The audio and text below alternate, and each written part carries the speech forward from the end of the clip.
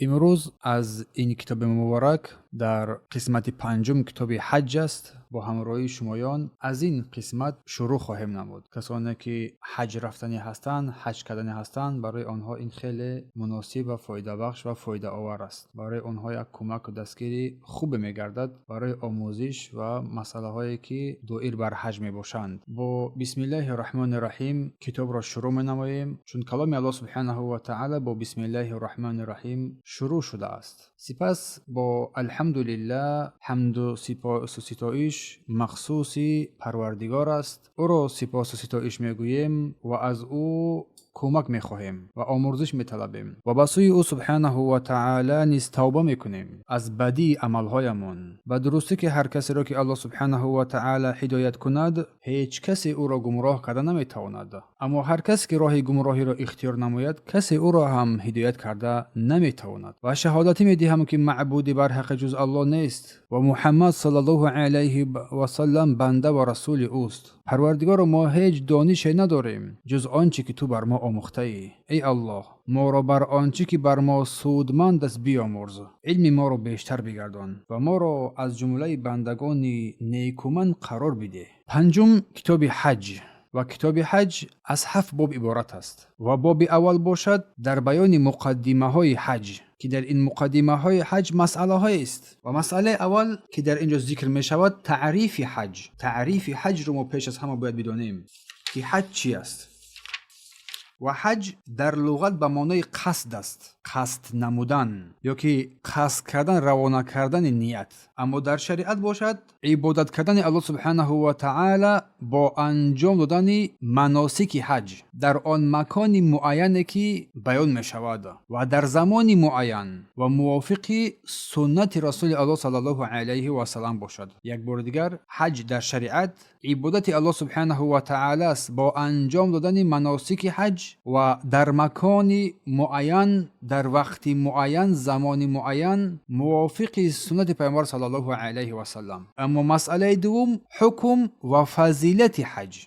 اولا حکم حج. بدونید که حج یکی از رکنهای اسلام و از فریضه های بزرگ این دین مبارک می باشد. الله سبحانه و تعالی می فرماید در سوره آل عمران آیت 97: استعیذ بالله ولله علی الناس حج البیت من استطاع الیه سبیلا. برگردن مردم نزد الله فرض است که بیت یعنی کعبه را حج کنند. من استطاع الیه سبیلا برای هر کسی که به آن توانایی راه یافتن را دارد، یعنی توانایی حج کردن را داشته باشد، بر او حج فرضه الهی برگردنش فرض است. و من کفر فإن الله غنی عن العالمین. و هر کی آن را انکار کند یا هر کی کافر شود، پس الله از همه عالمیان بی‌نیاز است. و نیز الله می‌فرماید و اتم الحج والعمرة لله.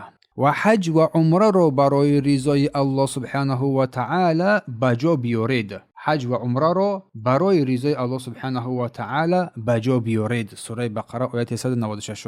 و در حدیثی که ابن عمر رضی الله عنهما روایت میکند، رسول الله صلی الله علیه و سلم فرمودند بنی الاسلام علی 5. به درستی که اسلام بر 5 چیز بنا شده است: شهادت ان لا اله الا الله، شهادت دادن بر لا اله الا الله و اینکه محمد رسول الله است، و اقام الصلاة و ایتاء الزکات و برپا داشتن نماز و دادن زکات و حج گفتن و الحج و صوم رمضان و روزه رمضان، که ما در بیان شهادت و لا اله الا الله و محمد رسول الله، برپا داشتن نماز و دادن زکات و روزه رمضان صحبت کردیم الحمدلله.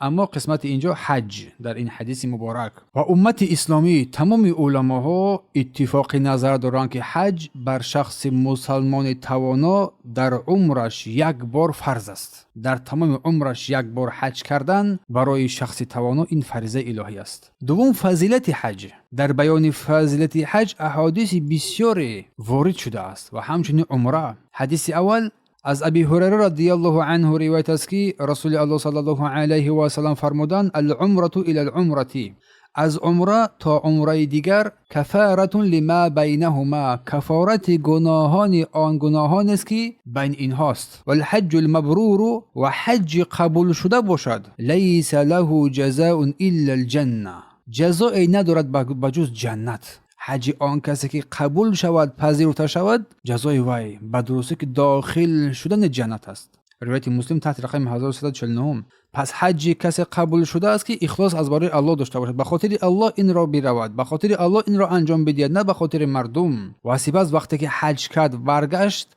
دیگر فسق و فجور از کارهای بد و پلید و ناشایسته دست بکشد. و نیز می‌فرماید من حج لله فلم یرفث ولم یفسق رجع کیوم ولدته امه. هر کسی که برای الله حج کند و در آن سخن ناسزا نگوید و گناه نکند، مثل طفلی که از مادرش نوزاد بدون میآید پاکیزه است، مثل همون پاکیزه است. روایت بخاری تحت رقم 1521 و مسلم تحت رقم 1350. مسئله سوم، آیا حج در عمر بیش از یک بار واجب است؟ یعنی حج در عمر یک بار واجب است که از یک بار زیادتر واجب تر است؟ به درستی که حج در عمر یک بار بر دوش آن کسانی که توانایی آن را دارند واجب است و دلیل آن حدیث ابی هریره رضی الله عنه است. پیامبر الله صلی الله علیه و سلم فرمودند یا ایها الناس، ای مردم، قد فرض الله علیکم الحج فحجوا. به درستی که الله سبحانه و تعالی بر دوش شما این حج را فرض قرار داد، پس حج نمایید. مرد گفت اکل عام یا رسول الله، ای رسول الله، آیا هر سال بر دوش ما این حج فرض است؟ این را پرسیدند. در جو پیامبر گفتند لو قلت نعم لوجبت. اگر من میگفتم که بله، پس بر دوش تمام امت هر سال حج فرض میگشت. ولم استطعتم، و این کار شما که از عقدش نمیبرآمدید، نمیتوانستید. برای همین حج برای این امت اسلامی در حیاتش، در طول حیاتش یک بار فرض است. روایت مسلم است تحت رقم 1337. پیامبر الله صلی الله علیه و سلم پس از حج به مدینه جز یک بار حجۃ الوداع، یک بار در حیات خود حج کردگی هستند صلی الله علیه و سلم. بعد هجرت خودش بر مدینه منوره که هجرت کردند، بعد آن یک بار در حجۃ الوداع میگویند حج آخرین حج کردند و بس. تمام علماها اتفاق نظر دارند که حج برای آن کسانی که توانایی حج کردن دارد بر او واجب است. پس باید از به تحقق افتادن شرطهای آن در انجام حج باید ما شتاب بورزیم. کسانی که حج می نمایند باید شرطها و رکنهای این حج را از خود نمایند بدونند و نباید در تأخیر کردن این رکنها بی‌پروایی نمایند. چون فرمودن رسول الله صلی الله علیه و سلم که تعجلوا الی الحج، از جانبداری حج نمودن شتاب کاری کنید، یعنی که بی‌پروایی نکنید در حج کردن، بی‌پروا نباشید. فإن أحدكم لا يدري ما يعرض له. به درستی که کسی از شما، زیرا هیچ یکی از شما نمیداند که برای او چی پیش می آید، یعنی چی حادثه برای او انسان می آید. برای همین باید انسان مادامی که حج بر دوش او فرض قرار می گیرد، باید البته که فریضه الهی سبحانه و تعالی را انجام بدهد. و وارد شده است در حدیث دیگری که در نیل الاوتار ذکر شده است، گفتند که من استطاع الحج فلم یحج. هر کی توانایی حج کردن را دارد، توان از قادر است، از جهت مالیوی تنقیصی ندارد که حج نماید و از جهت جسمانی همچنین. فلم یحج، اما حج نکرد. این توان را داشت اما حج نکرد. فلیموت ان شاء یهودیا او ان شاء نصرانیا. پس بمیرد هر گونه که بخواد، یا یهودی در دین یهودیگی میخواد بمیرد یا که در دین نصرانگی. این عبارت شدید است، مذمت است برای آن کسانی که توانایی حج را دارند نه که حج نمیکنند. الله سبحانه و تعالی ما را بیامرزد. مسئله چهارم، شرطهای واجب شدن حج.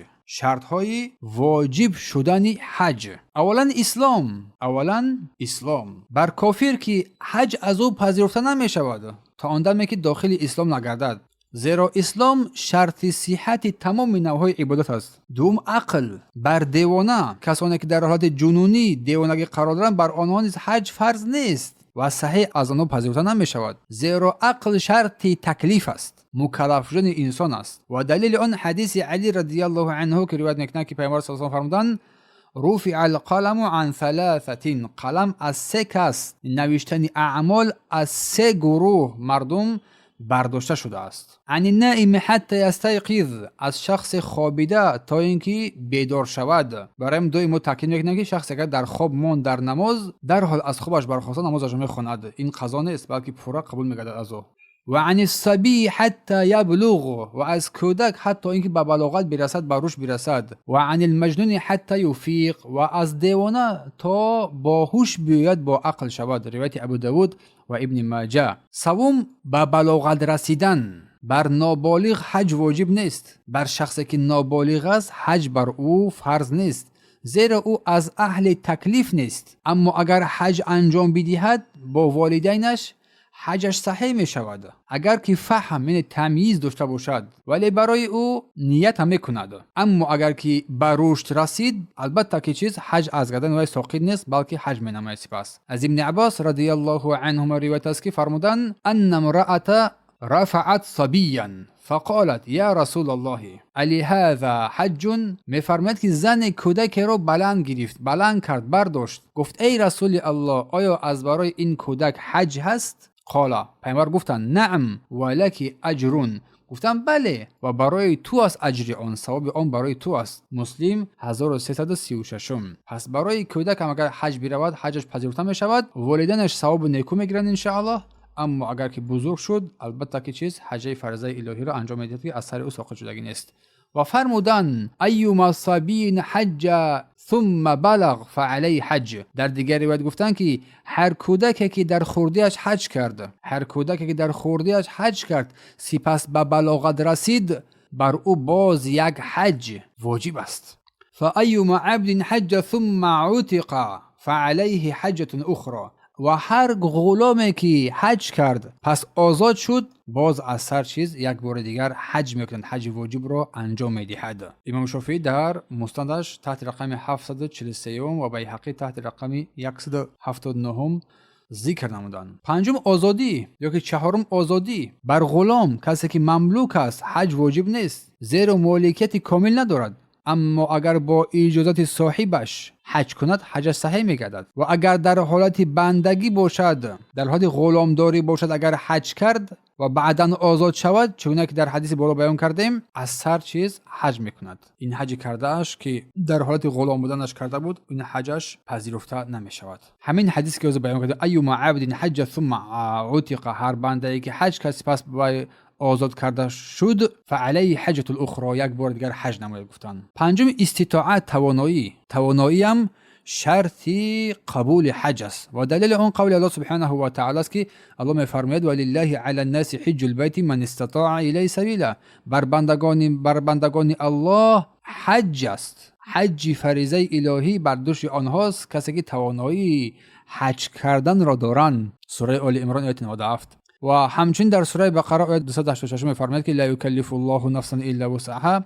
الله کسی را جز به اندازه تواناییش مکلف نکرده است. و در این استطاعت یعنی توانایی قادر بودن همچنین داخل می شود توانایی مالی. صاحب آن زاده باشد که توانایی سفر کردن را به سوی حج داشته باشد، وسیله سفر برای او مهیا باشد بدون زیان رسانیدن بر خودش و با نفقه اهلش، یعنی اهل عائله خود را پرتاید و بر آنها نفقه نکند و حج برود، این جایز نیست. یکم این نفقه مالی، دوم نفقه بدنی، قدرت بدنی، استطاعت بدنی، قابلیت تحمل سفر را داشته باشد در مناسک حج. نه آن پیرمرد ناتوانه که توانایی بیماری او را نمیماند که به حج برود. کسی از پیرانسالانی که تا آن اندازه بیماری هستند که دیگر نمیتوانند کار را انجام دادن، برای آنها چیز ساقط است از سرشان.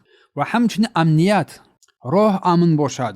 اگر راه امن نباشد سبب فوت بیماری انسان بگردد، با سبب راهزنها و غیره برای آنها چیز حج فرض نمیگردد که این روزها الحمدلله که امنیت خیلی در مسئله حج و حاجیان نیکو شدگی است. و برای زنان همچنین قسمت دیگری از استطاعت، بیان استطاعت قسمت پنجم، برای زن بودن محرم این لازم و حتمی است. بدون محرم هیچ حجی نیست و بر او فرض نیست، چون رسول الله فرمودن روایت مسلم است که لا يحل لامرأة تؤمن بالله واليوم الآخر ان تسافر سفرا يكون 3 ایام. حلال نیست برای زن که ایمان به الله و روز آخرت دارد این که سفر نماید 3 شبانه روز، الا و معها ابوها، مگر اینکه با همراهیش پدرش باشد یا فرزندش باشد یا شوهرش باشد یا برادرش باشد یا که یگان محرمش باشد، یکی از اینها باشد. و در این حال بود که یک مرد گفت بر رسول الله گفت زنم برای حج برآمده است ای رسول الله و من در غزوه در جنگ جهاد از جهادها هستم. پیامبر الله بر او فرمود انطلق فحج معها، پس برخیز و با همسر خود رو حج نما. گفتم برخیز و رو با همسر خود حج نما. روایت بخاری و مسلم.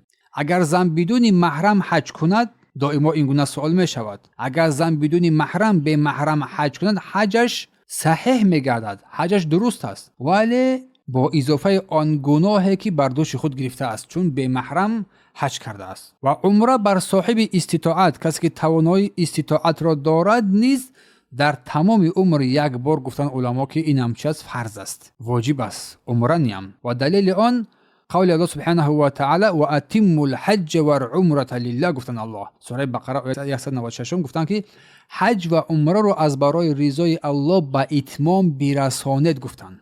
و حدیثی که عایشه رضی الله عنها گفتن ای رسول الله آیا بر زنان جهاد است؟ آیا بر زنان جهاد هست؟ زنهایی که از جهاد میپرسن خوب گوش دهند. آیا بر زنان جهاد هست؟ گفتن. فرمود رسول الله نعم. گفتن بله برای زنها هم جهاد است.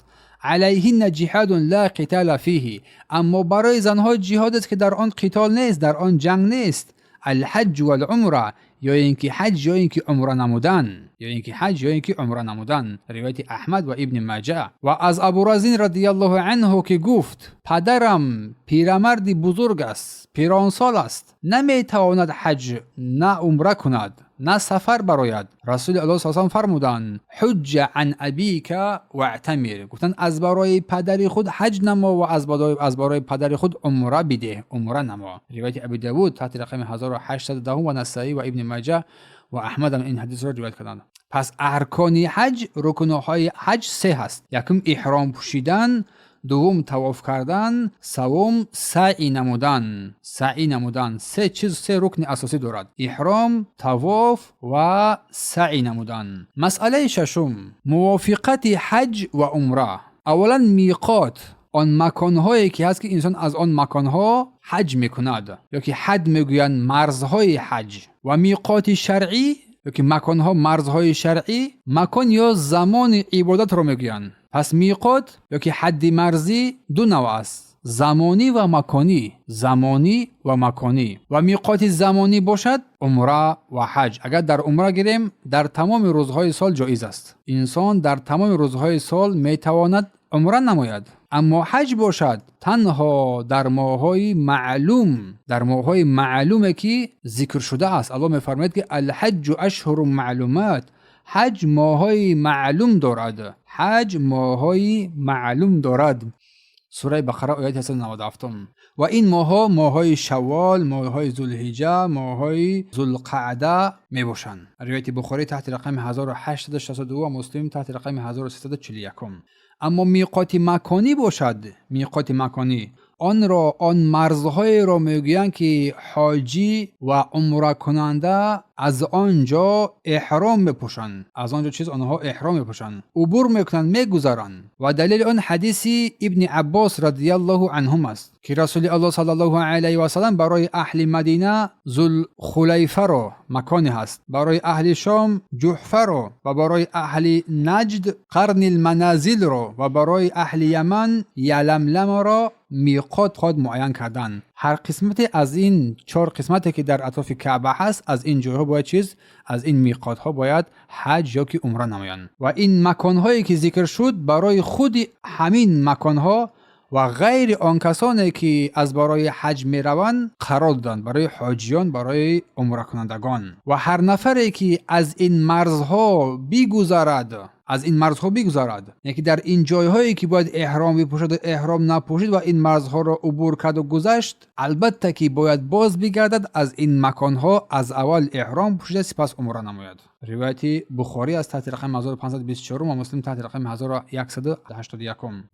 پس اگر کسی که بدون احرام این میقات ها را عبور کنه که بگذرد، بدون احرام پوشیدن گذشت، اگر توانی آن را داشته باشد حتما باز بگردد بر این میقات، بر این مکان ها، و در آنجا خود را تازه نماید و احرام را بپوشد. اگر این کار را کردن نتوانست، حتما فدیه میدهد. یک گوسفند در مکه ذبح قربانی میکند و به مسکینان آن مکه چیکار میکند؟ تقسیم مینماید این گوشت رو، که این امر دیگر آسان شده است. اما کسانی که منزل آنها، خانه های آنها در داخل کعبه است، در آنجا زندگی می‌نمایند، در داخل مکه زندگی می‌نمایند، نزدیکی مکه، و میقات آنها از آن جای خودشون است. از آن محل خود آغاز احرام می‌پوشند و میروند. و دلیل آن حدیث رسول صلی الله علیه و آله است که من کان دون ذلك فمن حیث انشأ. اگر کس که بغیر این میقات ها باشد، نه که در داخل کعبه باشد، در داخل مکه باشد، پس از همون جا چیکار می‌کند؟ احرام می‌کند. بارک الله فیکم.